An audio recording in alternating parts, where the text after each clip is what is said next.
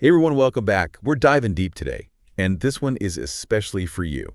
It looks like you're really interested in patience and perseverance in Islam. Yeah, and you've given us some really interesting sources to work with. We've got a whole stack right here. Yeah. And it's not just about, waiting things out. Right. You want to see how patience ties into faith, into trusting Allah's plan. Absolutely. And that's something that really shines through in the sources you selected. It's not passive. Patience in Islam, it's a very active choice. It's how you live your faith, especially when things get rough. And, speaking of the sources, one of the first things that jumped out was this verse from the Quran. Oh, which one? Indeed, Allah is with the patient. Surah Al-Baqarah. Yeah, 2.153. It's a powerful one. It is. And, whenever I read that, it's like this reminder that even when you're struggling, when you feel alone, Allah is right there with you. It's a beautiful reminder that we're never truly alone, especially when we're going through difficult times, remembering that Allah is with us. It provides a source of strength and comfort. So we've got this idea of active patience, not just waiting around. Right. But how does that actually, work in real life? Well, the sources you provided had some amazing examples from the prophets. Yes. And one that comes to mind immediately is the story of Prophet Ayub. Prophet Ayub, yeah. His story, it's one of immense hardship. Unbelievable hardship. Losing his wealth, his family. Health, everything. Yeah.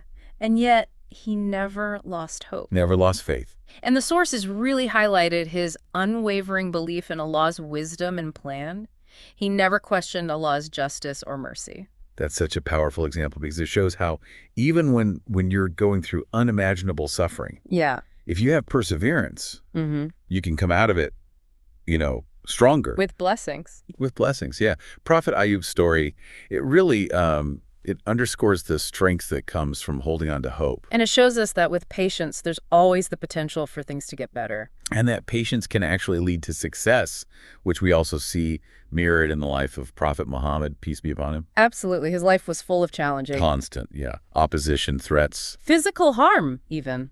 And yet, his trust in Allah's plan, it never wavered. Never. And that unwavering trust, that patience, that's exactly what paved the way for Islam to spread. Yeah, it's amazing. And, all these inspiring figures lead to, well, the rewards of patience. Oh, definitely.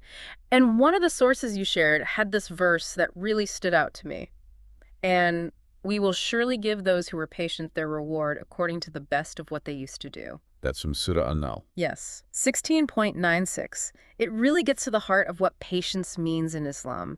It's about the intention behind our actions. It's not just about, gritting your teeth and bearing it. Exactly. It's about the sincerity and the effort we put forth even when things are difficult. Allah sees that and rewards us for it. And it emphasizes that Allah values our patience, especially when we're going through tough times.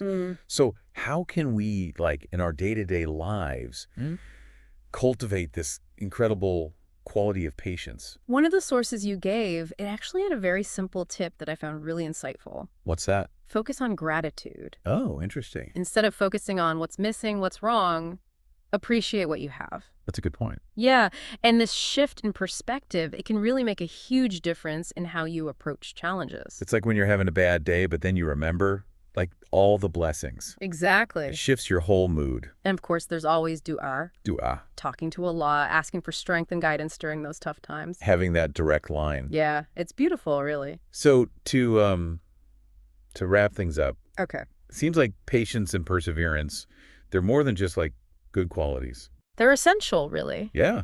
Essential tools for life, for our faith, for drawing closer to Allah. They help us navigate the ups and downs, to overcome the obstacles that we all face. Absolutely. And that brings us to something for you to think about, after we finish here. Oh, okay. How might actively practicing patience in your own life strengthen your faith and help you overcome those obstacles, big or small? That's a great question. And it makes you think back to all those examples that we've talked about today. Exactly, because these qualities, they're always there, waiting to be cultivated. Thanks for joining.